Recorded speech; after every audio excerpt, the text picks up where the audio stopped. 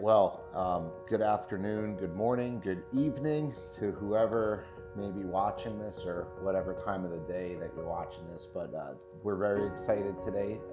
I'm Andrew with Mann Lake, and today we are out of the Florida Winter Haven facility, and we are with Dr. Larry Connor, who we are so fortunate that he's back here with us again, and we'll be talking a little bit more in depth about three critical books for all of us to read, and honestly, three of my favorites as well. Before we get into the books, Dr. Connor's been in the bee industry going on almost 6 decades. Is that right? You figure about 1967, I think, is what you said. Yes. You would figure that it all started. That's when I did my first professional talk to beekeepers. Yeah.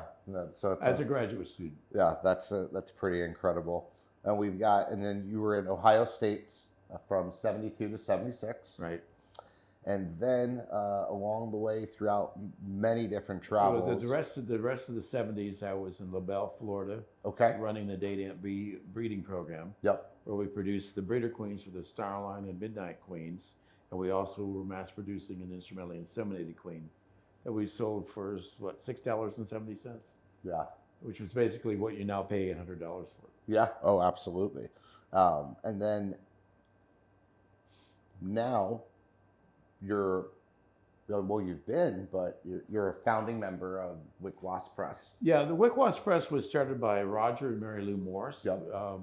If you will, a vanity press. Roger was a professor at Cornell, and he wrote several books. And his father, Grant Morse, had written several books of poetry, so they started Wick-Wasp Press. And in 1988, basically, Mary Lou offered me the business, so for a price. And Sure. So we bought the business, and we've been in the honeybee book business since then. Okay. So exactly. So a little bit more. What does Wick-Wasp do? Well, Wick-Wasp, we set it up as a limited liability corporation, LLC. So I'm technically the founding member. My son is with the business, another Andrew. And he is quite often at meetings selling books. I'm at meetings selling books. I often talk at meetings. Andy talks at meetings. So we got a real a thing going here. I also have a brother in the business. He's an arborist and a beekeeper. So he talks about trees for bees. Okay. So we got it covered. You got it covered. Yep. Yeah. So it's everything bees. Publish. We mostly... do. But just bees. We've got a book on bumblebees, but most everything's on honeybees. Okay. Yep. Well, getting right into it. These books, when I was starting keeping bees many years ago, these were very influential books for me personally. And so when I had the opportunity to talk with you more, I did want to take that moment to dive into three books that were very influential for me. And they're what I call the essentials series. Right. And that would be Increase Essentials, and then that was followed by Queen Rearing Essentials. Right. And most recently would be Package Essentials. Yes. Yep. And so there are other books, but those are the three we're going to talk about today. These are the three that I want to talk about today. And so why, in your opinion, why have these three books garnered such wide acclaim, in the industry from people reading them and using them? That's a good question. I think that we filled a need for books. We had Wick-Wasp Press. When we bought the press, we actually had a queen rearing book by Roger Morse, Rearing Queen Honeybees. And we did a second edition of that. I'm going to have to look. So the first edition Roger had done in 1979. Okay. And then the second edition we did in 1994. So this book was already in print when these others, and that was filling some of the queen rearing need for people. The the motivation or whatever you want for the queen ring book was really the fact that starting in the 70s, when I was still running the business in LaBelle, Florida, I was teaching classes in queen ring during the slow months, whatever those are, Sure. beekeeping. Yeah. And so I continued to teach queen ring classes when I left Florida in the 80s. And quite frankly, people were saying, well, we need a book that talks about your concepts of raising queens. Mm-hmm. And so at some point I came up with an outline. I used that for a couple of courses. People liked it. I got feedback to tweak it a little bit. And so we came out with a book, and you've got the number, the year there. Well, Increase was 2006, and then Queen Rearing was 2009. 2009. So that was the motivation in the queen ring. The Increase essentials, back in a number of years ago, I started writing for Bee Culture magazine. I also wrote for the American Bee Journal, but Kim Flottam, who's recently passed, had asked me to do some writing for him. And so I kind of used the Increase theme as one of the themes that I was using in the book. I also did Bee Sex Essentials. Those articles came out of the articles I was writing. And so at some point, I think Kim and I were probably talking over a beer or maybe something stronger. And so we were talking about what to do with some of these articles. And so we ended up doing a Increase Essentials, the first edition. And Kim actually set me up with his publisher. Yeah. So the first edition was published, you kind of through Kim and the Root Company. And then that evolved. I found my own printers and so forth to do the actual printing of the book, and I was doing the layout and everything, and as well as writing the book. So having friends edit and really kind of a community approach. Yeah. Well, I've noticed, with these, with a lot of your books, but especially with these three, for someone who's starting out, for someone who knows nothing about bees, and they're very interested in keeping honeybees, all these books were packed with information, a plan, right? Yeah. How you can plan for whatever it is you're going to do, and a clear path to get there. And it never, and it gives you, it's not an it doesn't feel like a textbook. It feels like you're reading. Well, I didn't. We've written a textbook. We've got that, and it would do a care, and that's it's a different slice of the publishing world. What we wanted, especially the Increase Essentials, I wanted to emphasize the fact that for many new beekeepers, one of the first things they need to do is learn how to make a nuke, even in their first year. And we've been talking about that at a lot of meetings lately. And I think that most beekeepers say, well, man, why would I make a new colony when I just got my first package? I just got my first nuke in the last year. Why would I want to do that? And the basic reason is bees swarm. And so making a nuke is an excellent way for many beekeepers to divert some of that pressure from swarming. In other words, the bees are going to go off in the trees and you're going to lose them. Well, or you may catch a swarm from time to time and use that to make up a new colony. But for many beekeepers, having the ability to pull out frames of brood, add a queen, and put it in a new location provides them with a simple, straightforward way to go. What I like to promote the idea is everybody starts with 2 colonies of bees, because the survivor rate with beekeepers with a single colony is only 40%. Sure. Okay. So if you have 2 colonies, your chances of surviving, why? You've got a colony there that will provide you with brood, a queen sometimes. It saved that second colony by having another colony beside it. Well, let's go into this a little more. So let's start. Let's start right with the first book. Yep. Increase Essentials, and you've already just started getting into the tip of it a little bit. Essentially, this book is going to be about what?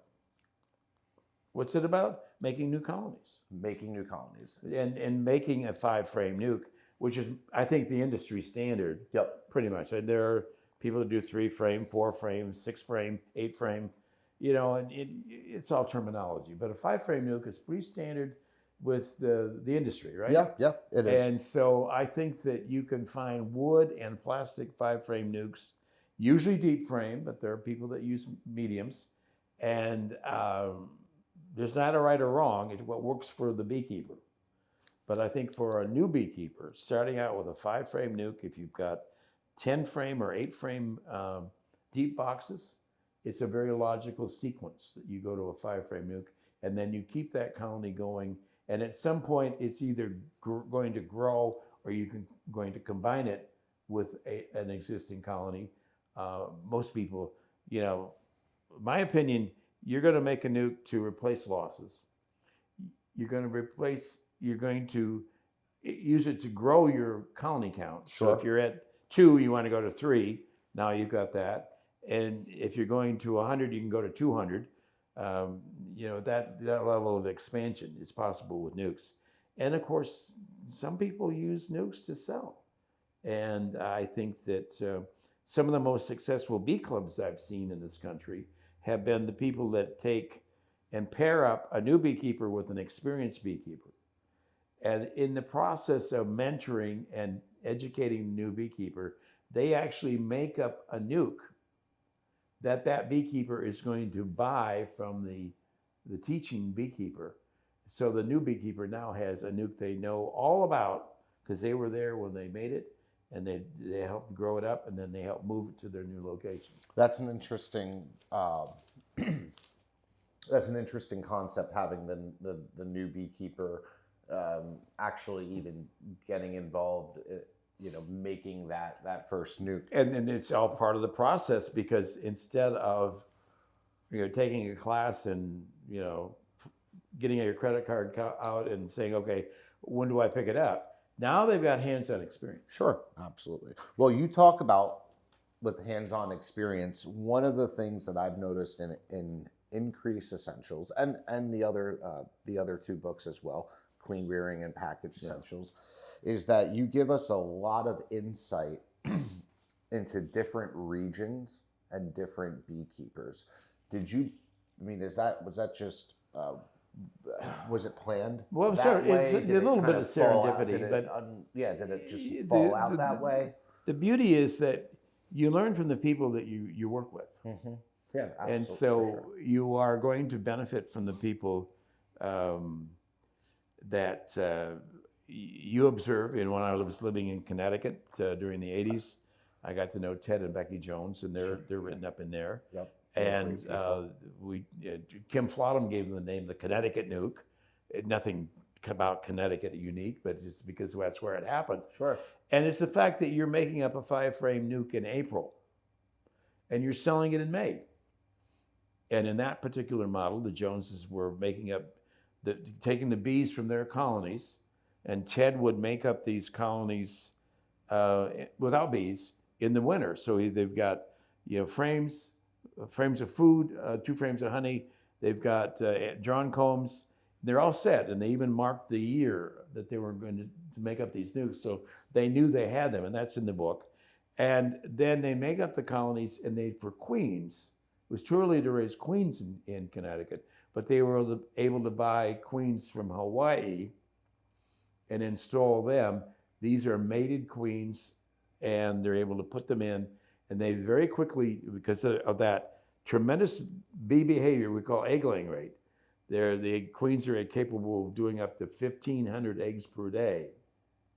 So they very quickly build up, And so if they set these up in the middle of April, by the middle of July, these colonies are the same as a standard full-size colony. Yep. And so they're booming. And if you've got a later nectar flow, you can make a crop of honey with them. If you've got a pollination contract for vine crops, melons or pumpkins or something, you can provide a standard colony. So it's a good way for a lot of beekeepers to do this, to get started. And for the Joneses, it was a good source of income. Mm-hmm. Well, okay, so you've already touched on it, but touch on it again. As a brand new beekeeper, if you know nothing, Yeah. why is this book important? Well, I would tend to suggest that it be a second book. Okay. One of our other books, the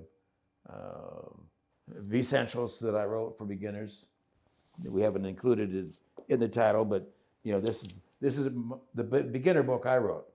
So you start with that. There are other beginner books out there that other people publish. Kim Flotham's got several.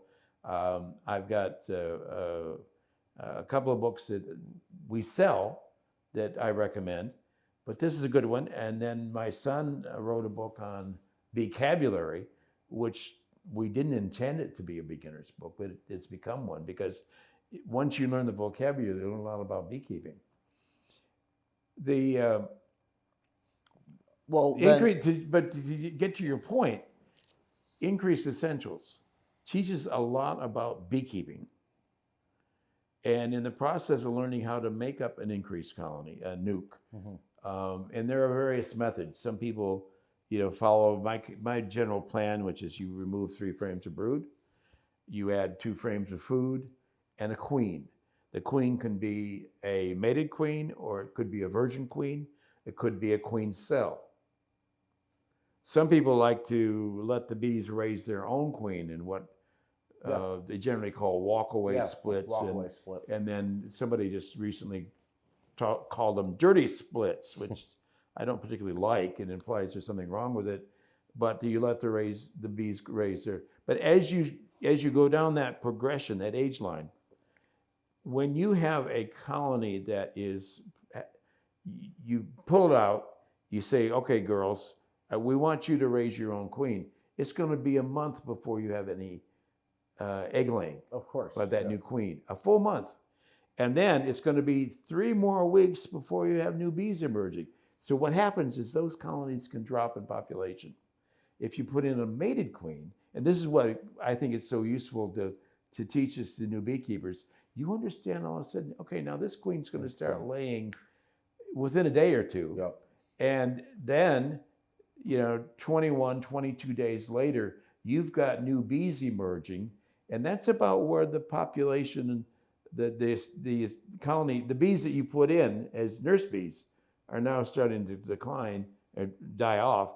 And now this new population takes off and you get this rapid increase in growth. So if I'm a new beekeeper, while I'm learning about the fundamental concept of making a nuke, and while it's important, I'm going to be learning about, plenty of beekeeping as well. But to the beekeeper who's been keeping bees 3 to 5 years or the 10 plus years, this book is still relevant to them. Yeah. And so a lot of people may not know what the nuke should look like.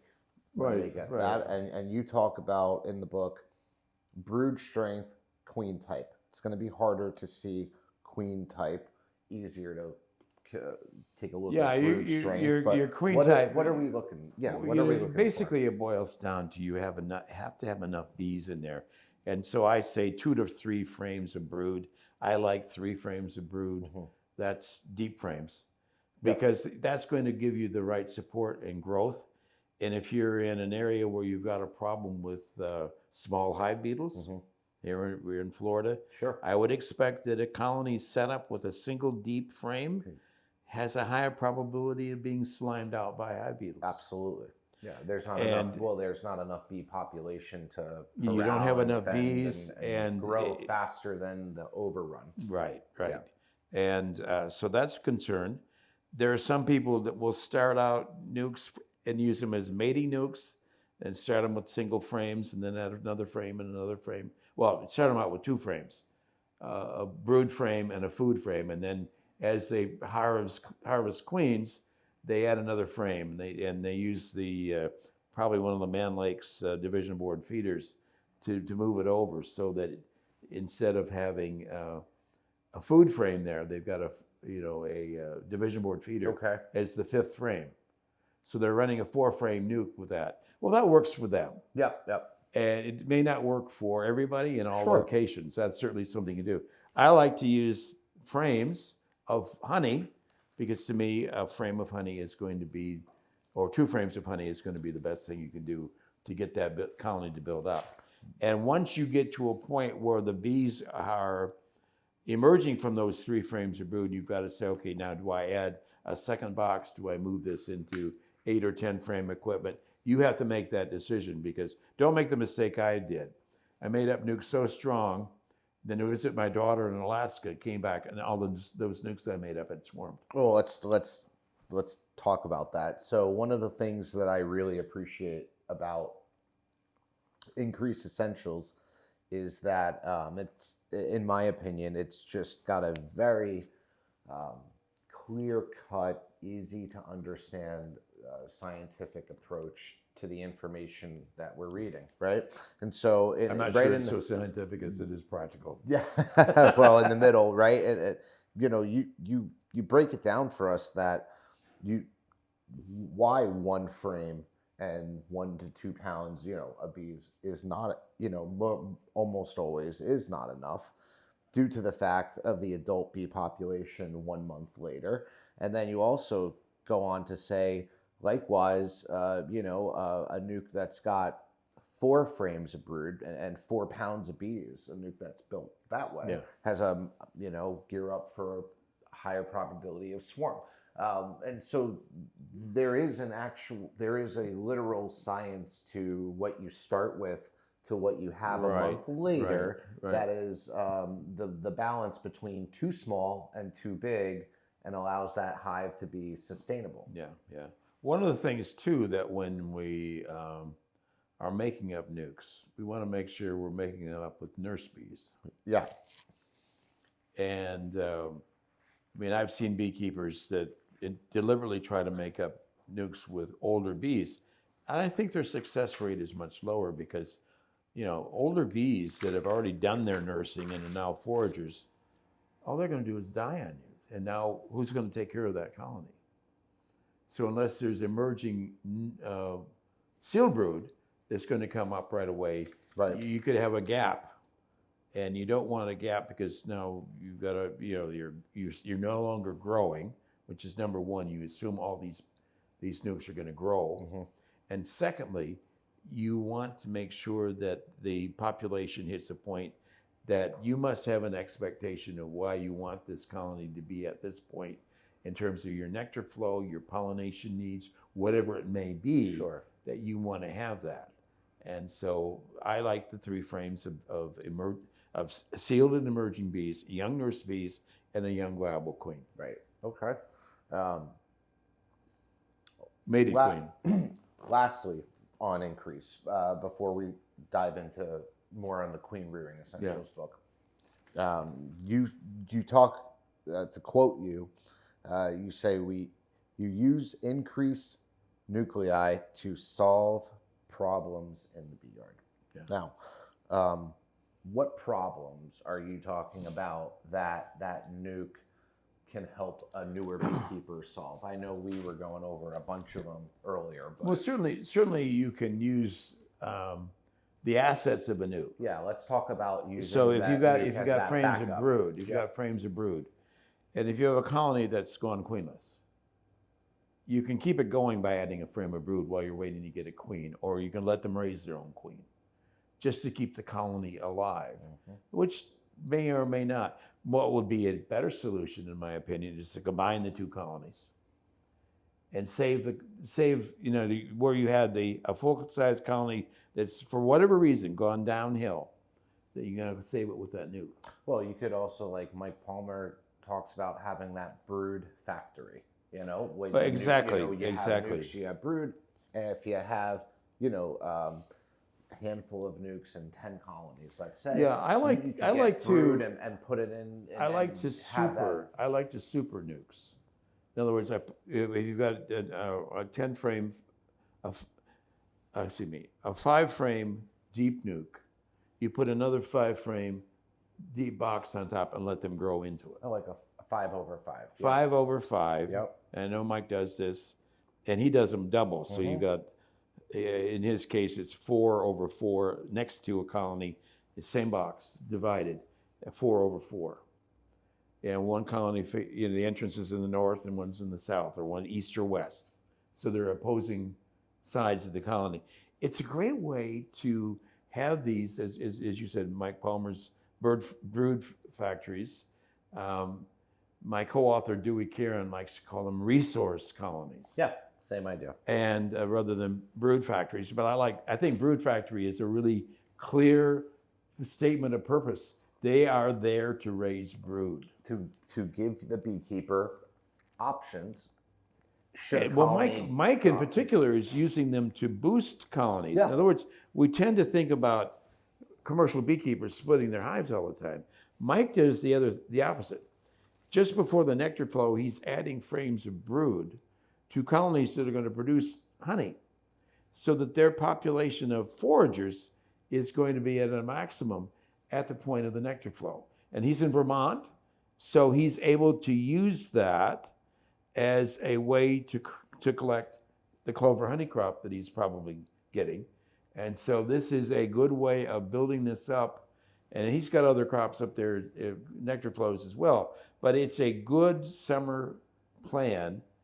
And instead of pulling all these colonies down to make splits, at this point, he's overwintering his nukes. So these overwintered nukes are going to be his brood factories, and he's going to add brood to colonies that need to have, you know, another frame or two for what they need to do. The other thing, of course, with brood factories, we have all these colonies going to California for almond pollination.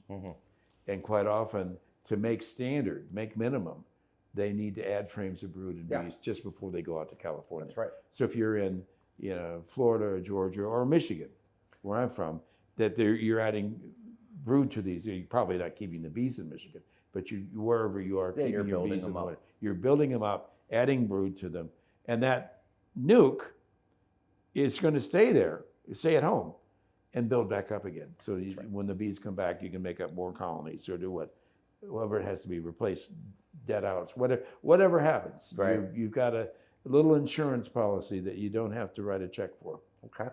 Well, that's a lot of just what we've talked about. Just that you get in this book, when I was reading it, you know, I get all of these different insights, little tidbits of information from different regions, different people, and that's why, to me, this is one more thing I want to just promote in this book is that the second edition of this book, we get into what I call the Doolittle method, which is named after G.H. Doolittle, who was a beekeeper in upstate New York outside of Syracuse. In the 1880s or so, he was writing about making up replacement colonies that had died out. Sure. And he did full-size colonies. And the Doolittle nuke is nice because a brand new beekeeper can do it. Because you can take frames of brood out of a colony, and you've got a queen excluder. You put the frames of brood above the queen excluder. No bees. And you let the nurse bees crawl up. Now, the advantage for most beekeepers is this. There are two. You don't have to find the queen. And for most new beekeepers, finding the queen is, I can't do that. You know, I don't have enough experience. I don't have enough, you know, what would I do if I don't find the queen? You don't have to find the queen. You're shaking the bees off into the box they came from. The second thing is the bees sort themselves out better than I've ever been able to do it. They go up through that queen excluder because the nurse bees are the ones that are going to go up and cover those bees. The third advantage, keep adding advantages here, is that this colony can be set off next door. It doesn't have to be moved 2 miles away. Funny. That's exactly how how I do it. Yeah, It's the same. and so it's a good way to just this colony above a queen excluder is only has to be there for overnight, and you set it aside and give it a bottom and top. And I quite often reduce the entrance with green grass, So if and I'm just to keep the bees from drifting. yeah, absolutely. But there are no bees to drift out. You're probably more worried So about if I'm going to do that, same exact concept. And again, I'm in Florida, so it is a little easier in that regard. But we'll shake bees down, make sure queen's down below. Yeah. That excluder goes up. That excluder goes on. Yeah. A new box goes on top of it. You take about 2 or 3 frames that are eggs. Put You're them up using into the eggs. second box. All right. Right. Same idea, but second box, and then allow a portion of nurse bees to come through that excluder. Yeah. And then about 24 hours later, 48 hours, you can clip that box right off the excluder. You've still got that colony right back in the middle. It's basically it's a split. You're making a nuke into a bigger box, but it's the same idea. And then you can come back in and put a queen. Yeah. And the advantage is that you don't have to find the queen, but you also are letting the bees sort out the age distribution and what they need. I tend to use a mix of ages. So I've got eggs, larvae, and brood of all ages. Sure. So you've got young bees emerging to supplement the nurse bees that are there. So you get a continuum of ages. It's not, there's no gaps in the age profile in those bees. Yeah, But absolutely. there are no foragers, but those older nurse bees are going to be foraging within a few days. Yeah, that's true. Well, let's get into queen rearing essential. Yep. So this is the second of that essential. It was written after increase. Yes. And funny because you have a primarily it's queens background, right?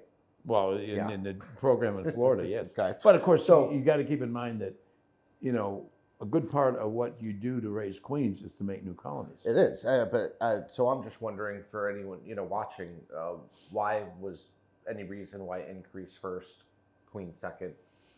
Did it just play out that way? I think that the queen rearing book was already in my mind. Okay. I was teaching queen rearing. I think I did my first queen rearing class in LaBelle, Florida, in about 1978. Do the math. Okay. And I did queen rearing classes after I left Florida and was in Connecticut, and I was doing queen rearing classes all over the country, and learned a system that really evolved out of not the Florida program, but a program that evolved out of Steve Tabor's work in Tucson at USDA. And it's the same system who else uses this system? Marla Spivak in Minnesota.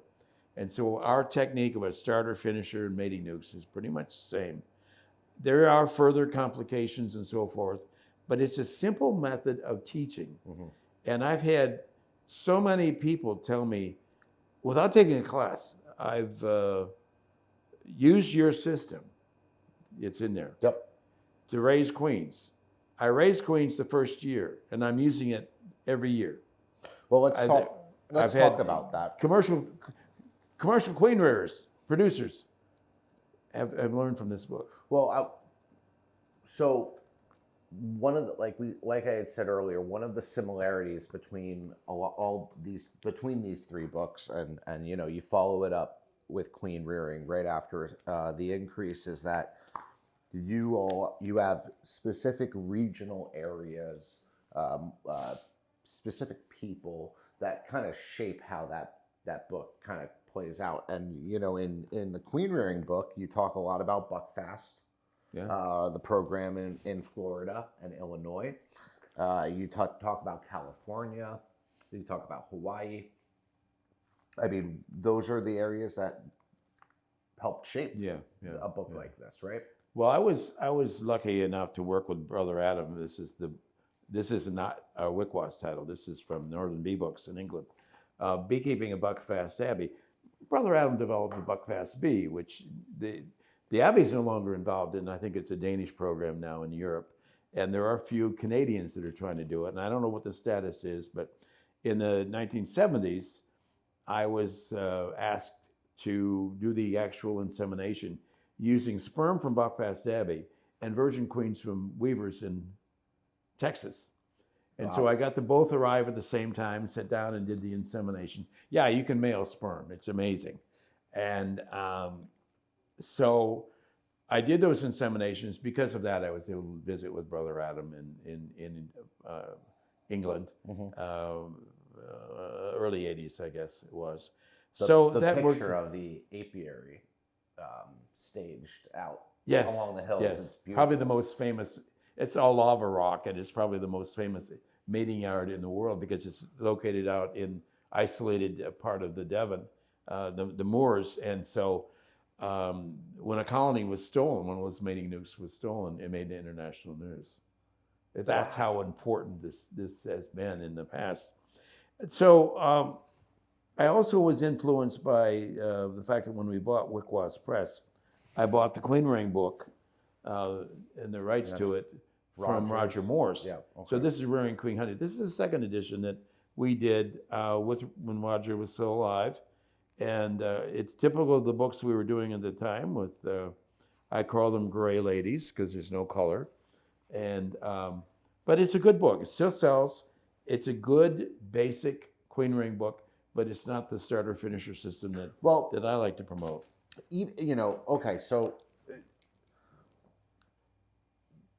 in my experience, you know, people have said to me, I don't know that this book will be for me because I'm not sure I'm going to ever really have interest in doing queens. And I want to debunk that because, in my opinion, you've got to learn about queens. I mean, we deal with them every single day. If you're going to be a successful beekeeper, you have to know how queens are raised in nature. And so this book, we've got that in there. Yes.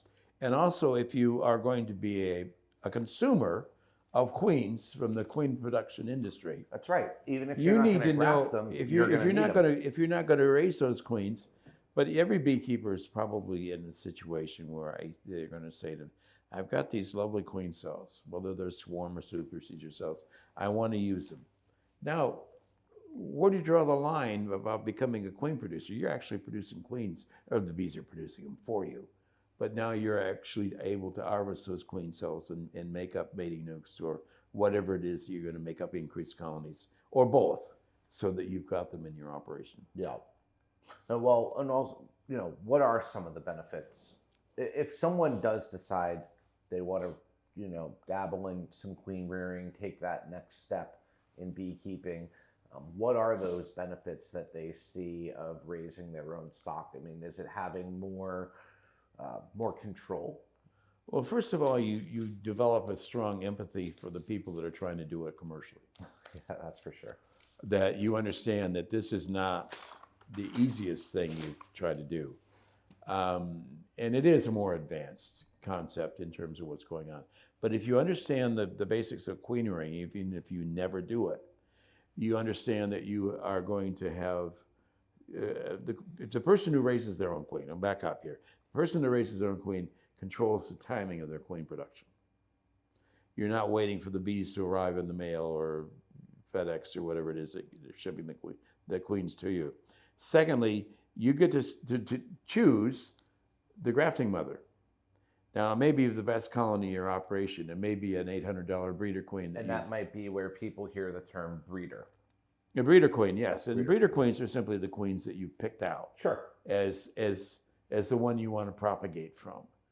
And you also, you divide breeder queens into the queens you're going to produce queens from, but you also have drone mother breeders, which are the lines that you're using to produce drones from. Got it. And they have to be different. Sure. Because you don't want them to be the same line because you're going to have a problem with inbreeding and the lineup of the sex alleles, which is more science. But if you have the same sex allele on the queen side and the drone side, that's going to produce a diploid drone And bees have a wonderful solution for diploid drones. They eat them. So you get spotty brood. So colonies that have a high level of inbreeding are going to have a lot of spotty brood. And you're going to always have some spots in a brood frame. But you mean spotty, spot. But I'm talking about 30, 40, Sure. 50% of the brood is going to Well, be. see, that's important though, for a beekeeper at any level to understand, exactly what's happening in the biology. Of course, What are the it used to be timeframes, so much easier because all the spotty brood could be blamed on inbreeding. Now we have to varroa mites and hygienic behavior. So there are, as life becomes more complicated, beekeeping becomes more complicated. Right. Well, okay. So with new data, with new research, there's lots of talk with the vaccinations with queens, different hygienics that are starting to make their way out in the industry. Do you see another addition or a further expansion as more things evolve regarding, within the option for a further addition, and if I'm not around, maybe my son will say it's okay, it's time to find somebody who can write a third edition for us. I don't see it happening yet. This is a pretty standard book, and it's a classic case: if it ain't broke, don't fix it. Yeah, absolutely. So I think it's good for right now, but does that mean that in 5 years we shouldn't include some of these things you're talking about? I think it's entirely possible. Yeah, that's interesting. Yeah, to think about. We've got, we're not locked in stone here on any of these books. There can't be things that we change and so forth. And our textbook, by the way, I'm busy working on a reprint of our big 480-page textbook that just came out 2 years ago. Already we've got to reprint it, which is great. Now, what we're trying to do is make some tweaks in the edits so that, these like yellow-legged hornets and things that are problems that didn't exist 2 years ago, and we can include them. And so there are other things that we're going to do. I'm always looking at how we can improve our books. Well, that's one of the things I appreciate, especially about a lot of not just these books, a lot of the books that come out of WICWAS is just that there's, you can tell that there's a goal to stay current, right? And to keep information out there. And I think everyone, like as a reader, myself, I know I appreciate that. So the most important thing to queen rearing, you said earlier to me, nurse bees. And I thought it was interesting, and talk about that just a little bit more. Well, in the colony, you understand the bee biology, and in producing a queen, it's nurse bees. I think somebody figured out it takes 200 nurse bees to produce a new queen. I don't know who figured that out. I'll have to dig in the literature. It may be in the book. I'm not sure. But the fact that it takes, for one queen, 200 bees. If you're going to raise queens and you're producing 20 queens at a time, well, you have to do the math. So nurse bees, but not field bees, they're not raising queens. That's right. And so you have to have a colony filled with a lot of young bees. So the commercial queen producers set up what I call a starter box. And a starter box is nothing more than a box filled with nurse bees. And this Tabor method I mentioned, you are adding a frame of food, a frame for cluster space, and when I say food, pollen and nectar. Sure, yeah. And then Steve's gift to us was to add a sponge soaked with water. So you got pollen, you've got honey or nectar, and you've got water. Those are the three things that nurse bees need to produce royal jelly. And by producing a lot of royal, if all the bees in that starter box are producing royal jelly, and you put your started cells in there, once you've transferred the larvae in, then they're going to be well fed. It's funny, you don't hear a lot of people touch on water when they're just talking about it.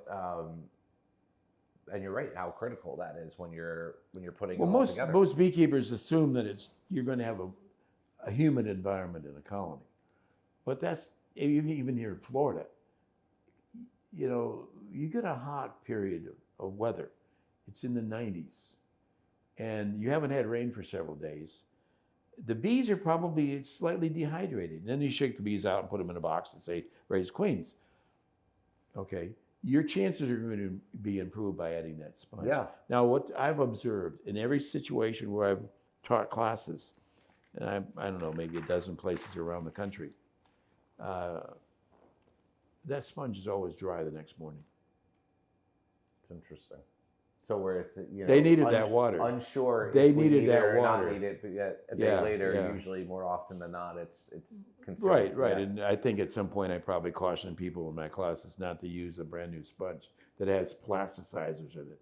Use a sponge that you've washed the car with a couple of times. Also, just think of the heat. The colony is just generating too, that's right. And that's going to take away water. That right. would otherwise be available. And this is my starter is a closed system. They can't fly.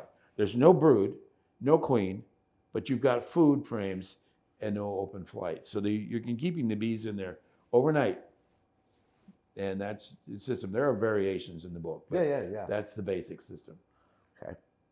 And the cell finisher is a normal big booming colony with the queen down below, a queen excluder, and you physically moved frames of brood above. That's the cell finisher or cell builder. And now that's where you put the started cells, and they finish the cells by adding more royal jelly and feeding them. And that's a very standard technique, and most queen producers are using that system. With that technique, do you feel like when you were experimenting and going through and trying out different techniques, and did you find that technique just gave you a higher level of success due to how relatively easy it really is? I have used several systems in queen rearing. Yeah. I was taught one system that I don't teach now. Why? Well, it was kind of clunky. It required it was set up for a commercial beekeeper. What I wanted in the book was a system that was easy to teach. Sure, yeah. And that I had the confidence that if I taught you how to use this, that you would have a high success rate. Mm-hmm. Now, it's important for me, ego and ever other reasons, that when I'm teaching that my students have some level of success. The biggest challenge in queen rearing is people have vision problems, and so I understand that. When you have a class and you've got a bunch of people that have, I had cataract surgery last year. Do you think I'll be able to do this? And my answer is, I'll go back to Harvey York, one of my mentors in the Florida program. Harvey York hired high school boys from the football team. Well, why high school football players? Two reasons. One, they're not in season for football practice because they were looking for a job in the spring to make money. Secondly, you get some 15, 16-year-old boys that are, and I'm not faulting, this is Harvey. Nowadays, anybody young with good eye-hand coordination, that's what you want. Right. And so hire your granddaughter to do the grafting. Pay her $20 an hour, because it's an hour or two a day to graft if you're going to raise any queens. Right. And so do that, and young eyes. Young eyes, and you'll be amazed at the results if you train them with any level of proficiency, and it's fun. Well, one of the things I think as one more thing on queen rearing before we get into package essentials is that I've seen so many times other people teach it through the book. And I think that's the mark of a really good book, is that not only, other people are able to read that information, digest it, and then become teachers as well, right? Yeah, and then I think that's right. That's the big thing. Going on to package essentials, you did this in 2020. Yeah. And tell me a little bit more about how this book came to be. Well, initially I didn't think we needed a book. Why?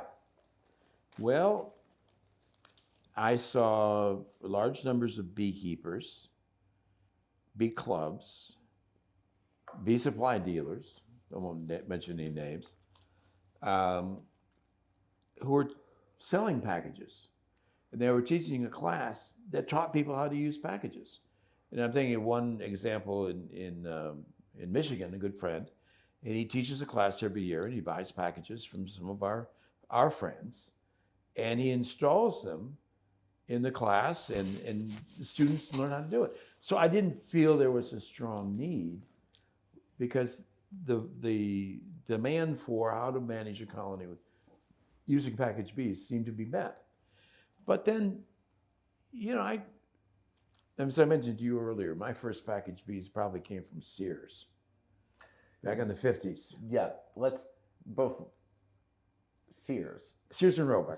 So Ward's too. And I found out later that all those packages came from Harvey York Bee Supply in Jessup, Georgia. And Harvey would have a stack of orders from the Sears or Ward's or both. And at the end of the week, when they'd filled their commercial orders, they'd send out a couple hundred, and it was kind of the order they came in.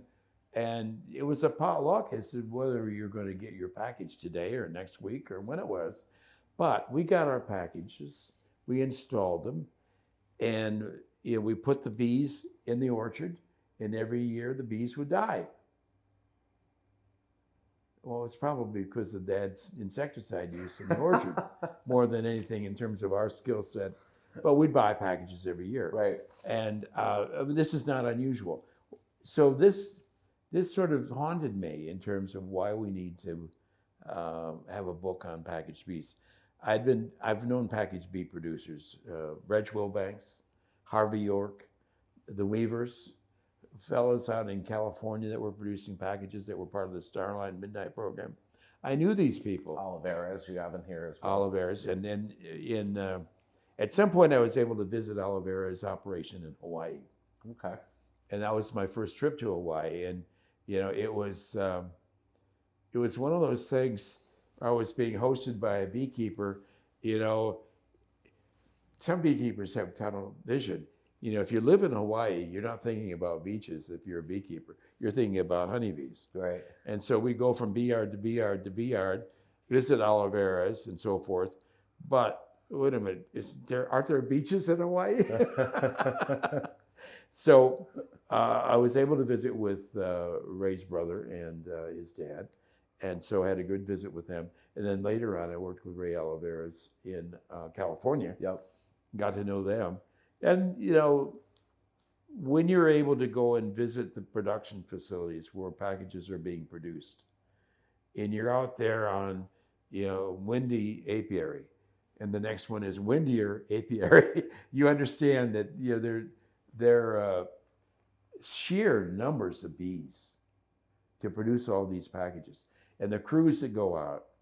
And I was out there with Ray, and he's coaching he's not scolding, he's teaching one of the younger employees how to tweak his operation so he's able to be a little more efficient. But you have these bulk bees going into cages, 15-pound cages. The book shows this, and then weighing them out, cage, plastic.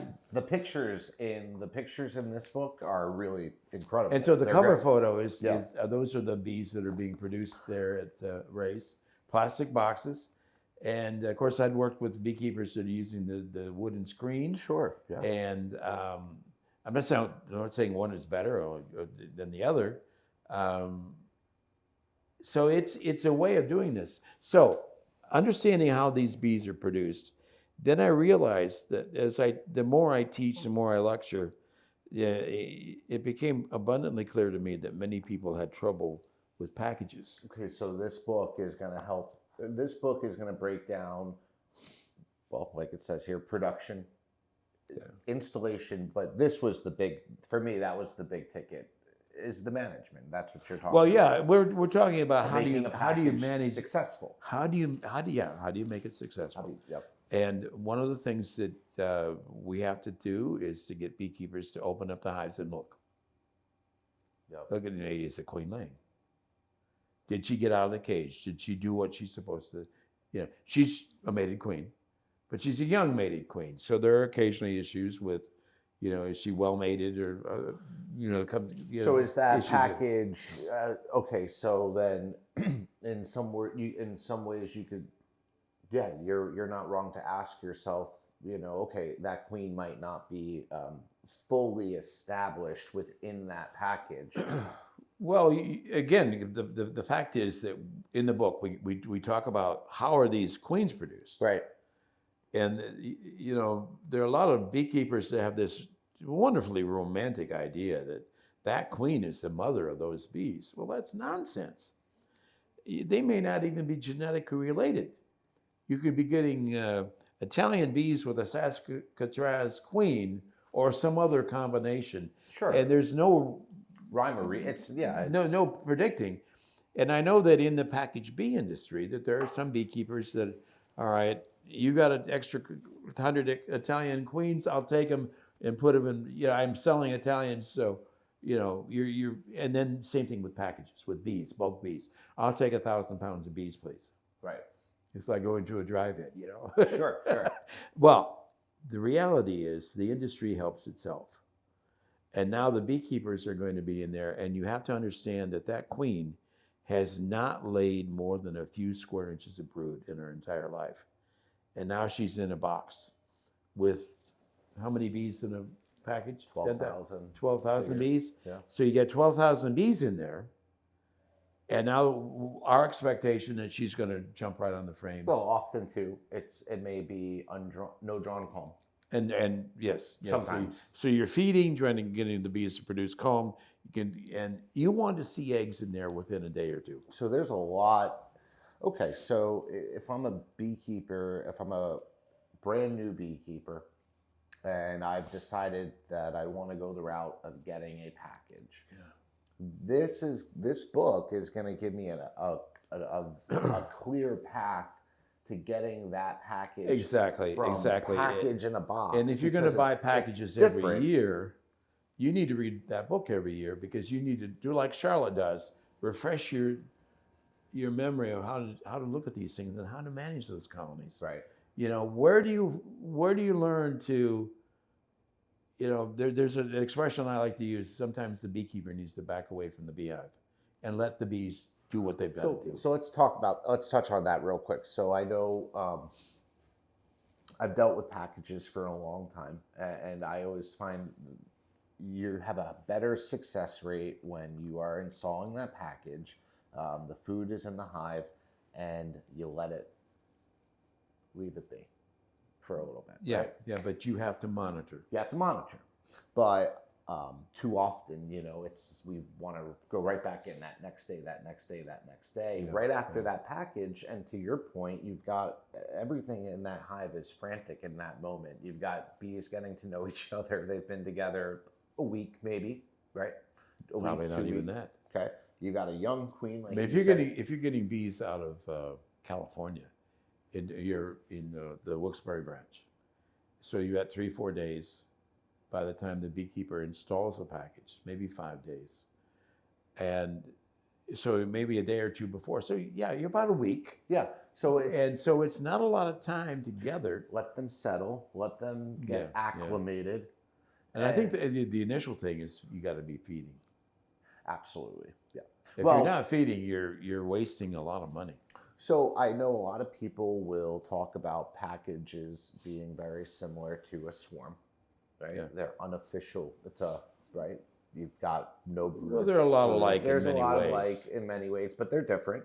So because your primary swarm is probably going to have it's going to have the mother queen with it, which would be, for anyone who's unsure, that would be then your older queen on the primary swarm.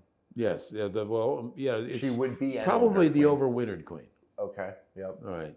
Unless something exceptional has happened. It's the overwintered queen. So she's already brought that colony through one season. And now the second season, she's going out with a swarm. She has to build up that colony And what's going to happen to her later in the season? They'll probably supersede her. Yeah. That's their thank you. Well, that's normal biology in the beehive.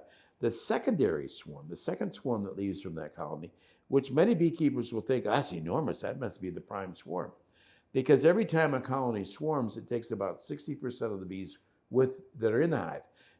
With a good, strong colony, no matter where you are, it's going to be producing bees. There's so much sealed brood that it's going to emerge in a week. So you might have another 10,000 bees that will go out, in that secondary swarm. And so now that queen, and actually there may be multiple queens, because the bees don't keep they don't keep those sisters from fighting. I've seen swarms with 8 virgin queens. Okay. Once they get to the new location, their new hive, whether it's in your beehive, a swarm trap, or your neighbor's rafters, then they fight. So And have to mate. The queen has to mate then after they fight. And then to bring, when you have a package, you have a younger queen in that scenario. Yeah. So that's compare more different- like the package and the secondary swarms Are more alike. And but essentially, it's important for us to know who are we getting our packages from, and kind of what goes into making the packages. When you're talking to beekeepers who are package producers, there is a whole nother way that they have to keep those bees to ensure the quality of their package over the course of a year. It's different than other forms of beekeeping, pollination, going after honey. There's different things. It is certainly a specialty, yeah. and having been responsible for the old Starline Midnight program, you wanted to produce bees that have a big egg-laying rate, so you can produce a lot of bees. Of course. To shake packages. Yep. And sometimes the industry is criticized for that. Well, that's I'm not too sure it's justified, because that is a necessary part of what's going on here. The most important thing that I think a good package producer is able to do is, if there is a problem, solve the problem right away. In other words, if you've got a colony that has any kind of difficulty, the queen's dead, get that replacement queen. The person who brings it, I'm sure you do this, that you bring in extra queens in case the Sure, of course, customer, and you have to provide that level of service in packages. That's just the cost of doing business if you're going to produce packaged bees. Just like there's a cost in producing Nucs. Or just a cost in producing queens. I mean, a lot of breeders, if you're buying a large amount of queens or a large amount of cells, there's a handful of extras. The baker's dozen concept. Yeah, Yeah. Exactly. Yep. Okay. Awesome. You got anything else for us? Well, anything new? Let's I do leave it with have. this. We're anything about new on the horizon. We're or about to anything coming out? retire a classic here, Queen Ring and Bee Breeding by Harry Laylaw and Rob Page. Harry's no longer with us. Rob Page is in the process of rewriting the bee breeding part, not the queen ring part. But he wants to do the bee breeding and bring this up to date. And this is another gray lady, if you will, in terms of, so we want to do a full color version on bee breeding. We're probably a couple of years out on this, but maybe sooner. Awesome. If we can get it done. And stay tuned. You never know what the next 6 essentials may be. Awesome. Thank you. Thank you. Appreciate it.